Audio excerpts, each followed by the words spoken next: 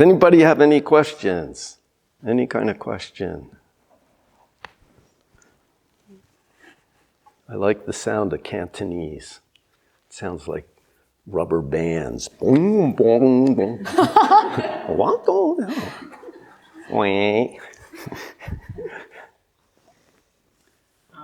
our school, we have Jido Popsa, we have Inka, and Zen masters who have Transmission. And from what I know from the past, it would seem that in the past they didn't have that difference between the two, and just you kind of got Inka, and then that was about it. And then you were Transmission Zen master. So I'm wondering why Zen master Sung created this difference and all these levels to kind of go up. I don't know what the past was like. Was there any separation, Inka and Transmission, in the past? In the Korean tradition? What do you say? Korean tradition? Yeah. Oh.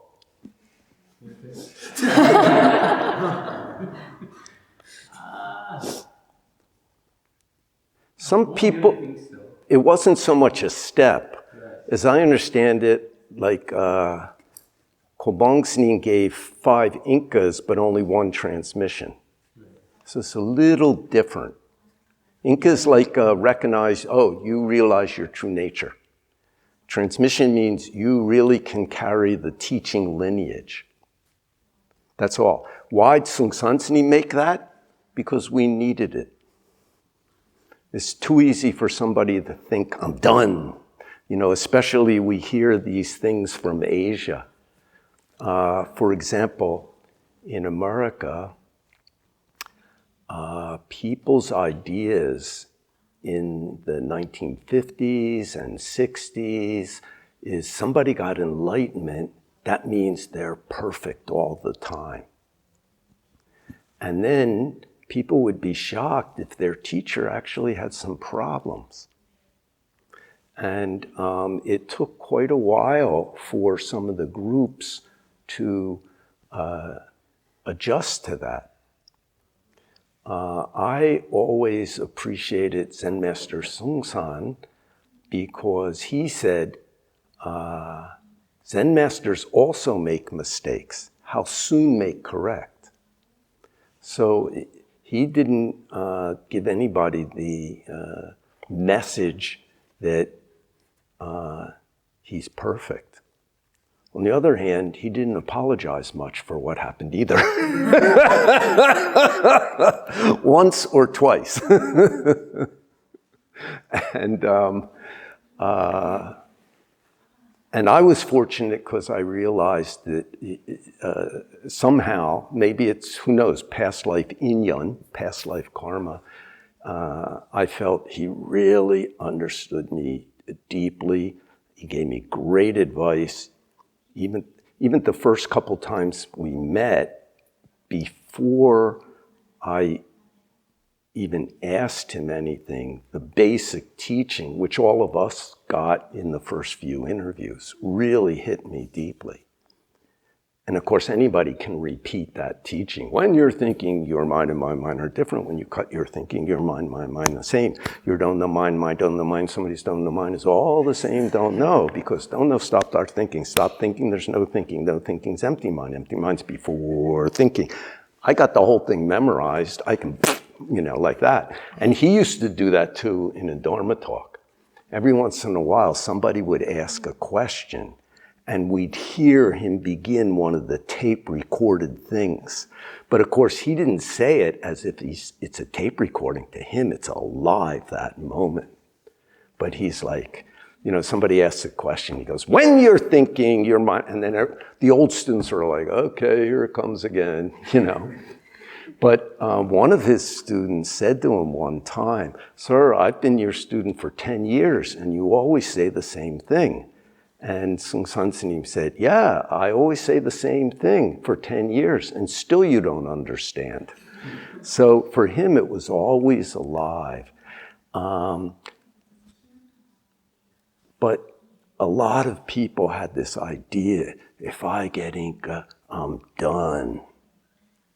In fact, somebody here asked him when we were first starting when we first opened this building during one of the first retreat, if you get enlightenment, you're done. I've heard people say that, you're done. Sansanim said, sentient beings are numberless. When we've saved them all, then we're done. So I thought, yes, that makes sense, that's cool. So he had to create some things, or at least make use of some things that were in the tradition to help us. He made things much less religious. He didn't get rid of it entirely. But this is the only temple where the sitting room and the Buddha hall in our school are separate. And I wondered one time why he made that. When we first built this building, this was the first building, we opened it in March 2000, but the Buddha hall wasn't opened until 2004 because it took time to build everything, and he wanted us first make the sunbang with rooms downstairs. And I was living in a container box out where those stone steps are down to the office. And when we built this, then other people moved down, and we had like 20 people living in those 8 rooms downstairs. And we turned the container box into the kitchen. There was no kitchen here. I ate down in the village for the first 8 months. We didn't cook any food here. There was no place to cook. And then the second building, which took another almost 2 years, was the Yosache. And then since we had a kitchen, the container box was no longer the kitchen, it became the office. And we had that, some of you remember, until 2014. Then we built the Buddha hall. So I thought, why did he build the Buddha hall? We did everything here for 4 years, just like in all our Zen centers, bowing, chanting, sitting, dharma talk ceremonies, everything. And I realized he also wants us to get an experience and understand the Asian Buddhist tradition, so that we're not just in what am I, only go straight, don't know. When you're doing something, just do it, keep correct situation, function, and relationship. Get culturally wider. I've realized since I've been practicing that this teaching, the 3 poisons, desire, anger, and ignorance, make suffering. If you take them away, realize your true nature, then you can overcome suffering, blah, blah, blah. It's true for the whole universe. It's true for aliens. It's true for ghosts. It's the same situation. But culturally, we may not understand them, so then we can't connect. And that's no different than the life we live here on earth with each other. In fact, if you don't really understand your parents' mind, you'll have a hard time with them. If you understand them, even if they're no good, you'll know how to avoid them. You'll know how to deal with it. So we don't even understand each other's culture. Then we just hold on to my culture is the universe. Americans are really like that nowadays. When America's not the top country anymore, then they'll be a little more careful, But now it's like the whole universe is mine. So we're loud and noisy, and everywhere we go, why don't they serve it like this? Some people understand, so let's learn from another culture. It's even true. Between cultures, inside cultures, inside families, inside you. You don't even understand your eye's opinion might be different than your stomach's opinion.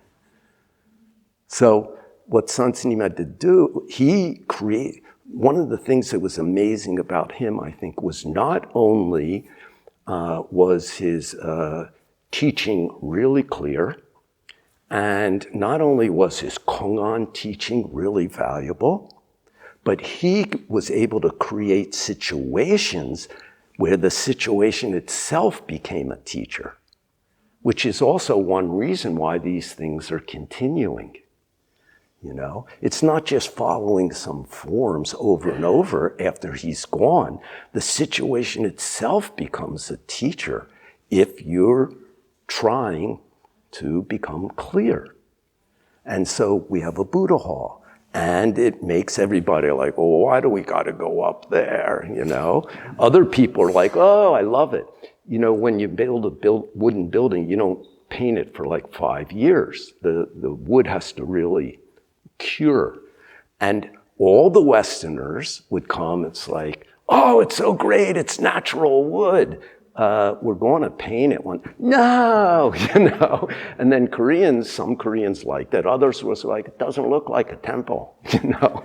And then one day we paint it, and some of the people who come, Westerners, are like, wow, you know, wouldn't natural wood be good? You know, it's like, and the Koreans are, oh, it's really a temple. Here's some money, you know? So who knows, you know? But I love that Sansanim made one more problem for us to deal with and figure out. Look at this. What's this? Israel and America, Korea and America, Poland, Russia, Israel, Korea, Germany, Malaysia, Hong Kong. Speak some Mandarin. Say something in Mandarin. 你好 How do you say it in Cantonese? 你好 Ni hao. Yeah, ni hao. You know, actually, if you really hear it, I always tell my Chinese friends, Cantonese, Mandarin sounds like squeaky violin, and Cantonese sounds like banging pots in the kitchen. And I don't know why, but I really like the sound of Cantonese, you know. But they're different, you know. I think you understand some Cantonese because you laughed. Yeah, a little bit. When I went to Latvia, I spoke in English at a university, and there was a translation into Russian. And the students would start laughing before the translation because they learned English. The older people didn't know English, they knew Russian. So it's very interesting. So these are just circumstances. You know, it's just like you grow up and you're a noisy kid and maybe your mom and dad hate it, so they whop you. Then if you're smart, you learn not to do that. I was the oldest kid. I talk. Everybody knows that. So I'd come home from primary school and say, oh, today I got in trouble for this. And then my parents, what? You know, and I get in trouble again because I'm stupid. But my brother, who was 2 years younger than me, he doesn't tell them anything. He learned from me. Keep your mouth shut and, you know, they'll leave you alone. So it's the same inside your own body and mind, between people, between inside families, outside families, humans and nature, you know, humans and ghosts, aliens and ghosts. It's all the same stuff. Buddha gave us this great teaching, but it doesn't mean we know everything. All we know is this. But if we get a don't know mind, we keep learning more and more and more all the time. And it doesn't matter how much I know. What matters is that we're open. And then we can begin to connect. I make jokes on the road with old Korean people. I don't speak much Korean, but you can do it anyway. You know, if you have a feeling for what a human is going through and know a word or two. For example, if you go into a Korean store and you say something like, 안녕하세요, 감사합니다, they will usually say, 한국말 잘하십니다. You speak Korean very well. And of course, I don't. It's horrible, you know, but they'll compliment you anyway. So every once in a while, I'll go to a store and I'll buy something and I'll say, 감사합니다, and they'll go, you're welcome. And I go, in Korean, I say, you speak English really well, you know, and then they crack up and they know, oh, you took their culture and used it back on them. So you don't need to know a lot of language. You're going to be at a somewhat disadvantage, but you have to relax. How much do we have to really know in life? Okay? Food goes in here. Pee and shit comes out down here. Put it someplace where you're not going to bother people. And it's nice to be warm and dry when you want to sleep. There's not a whole lot more to know about being a person, you know. And everybody has that. Everybody wants that, you know. And so you can go into any culture if you realize the basics yourself of what's important in life, and you watch and learn and a little have some feeling. Humans have sadness, grief, loss, rage. You may not know what they're thinking because the way they present it is different. You know, if you go, I heard Japanese people, when they're very nervous or something, they smile.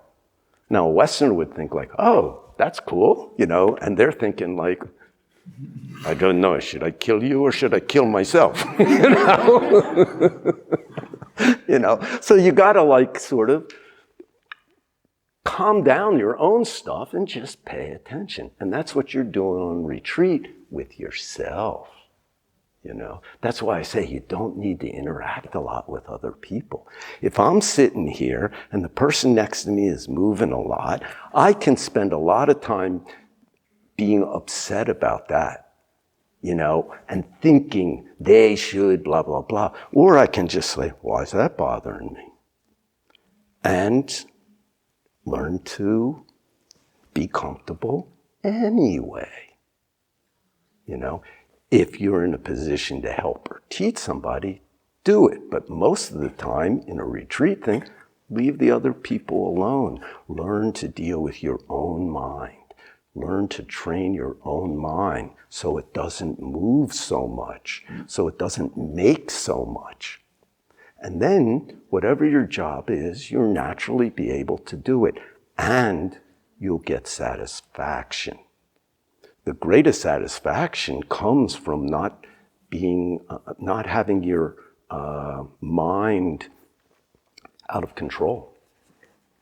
When it begins to go off on something, you can bring it back to whatever fits the situation. That's very satisfying. The way they say it in Buddhism is renunciation.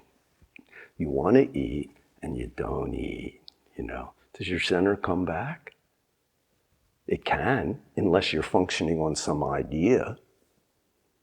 But if it's just your direction, your aim, and suddenly you'll see that desire starts to settle down. Doing mantra, you got to accept the desire.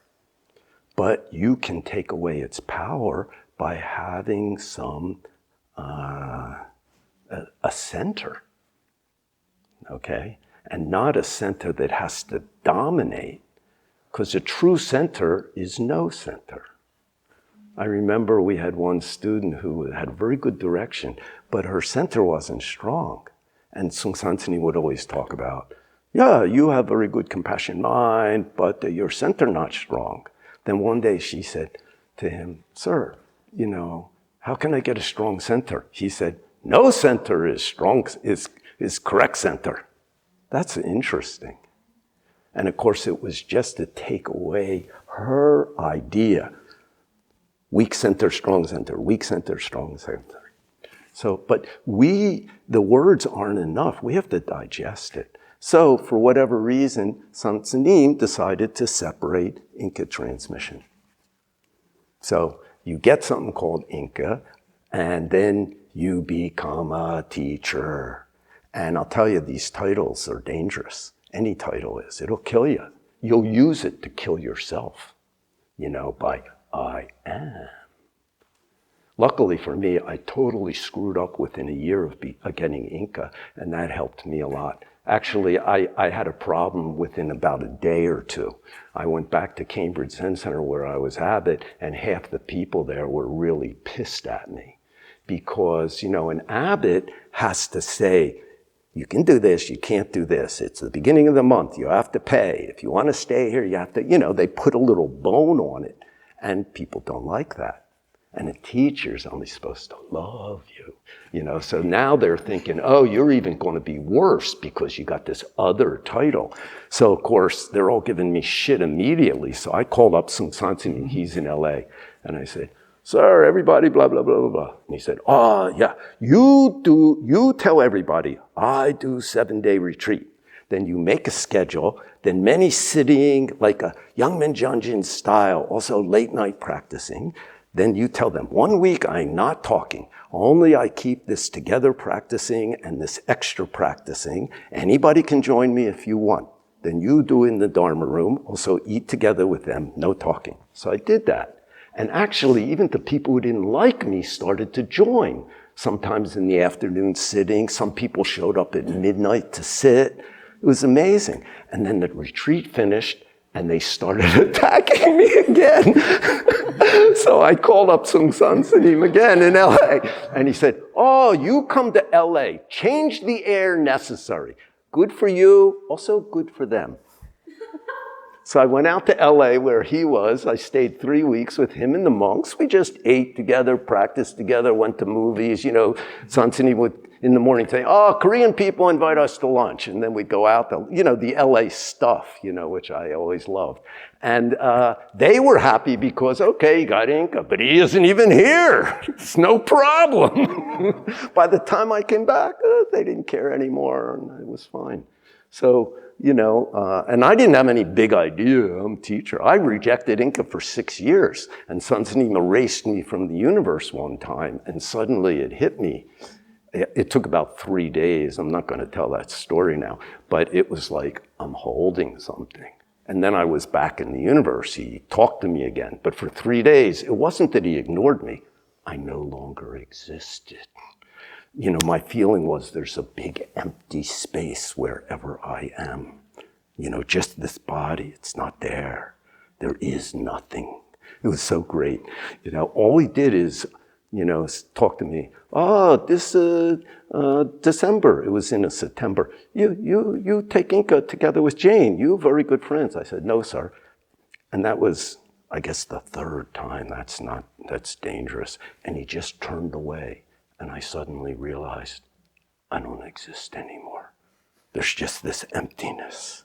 And I walked around. I had to be head Dharma teacher. I could do the job, but I was just a zombie. So anyway, so he's just making things that help you and that make a problem for you. He made a whole lot of them. I mean, Buddha did too. He made a problem for himself. Left his wife, probably a nice princess, wow. Left his kid, left his potential job. I wrote a poem once. Buddha had been sitting for 5 years and he thought to himself, oh, I fucked up. My wife's sleeping with some other guy. My kid doesn't know me. My father's probably give the temple to somebody else. And what do I got? I'm thin. These guys who hang out with me, they look like and I still got the problem of birth, old age, sickness, and death. I can't go back now. Like you said, no choice. Gotta keep going. Gotta get up on that train, So that's all. It's an expedient mean to help people. I think it helped everybody a lot. If everybody got Inka, there's Zen master, Zen master, Zen master, then you'd be like, or I want it. Still got desire, anger, and ignorance, suffering, birth, old age, sickness, and death. That doesn't change. Okay? So anyway, whatever.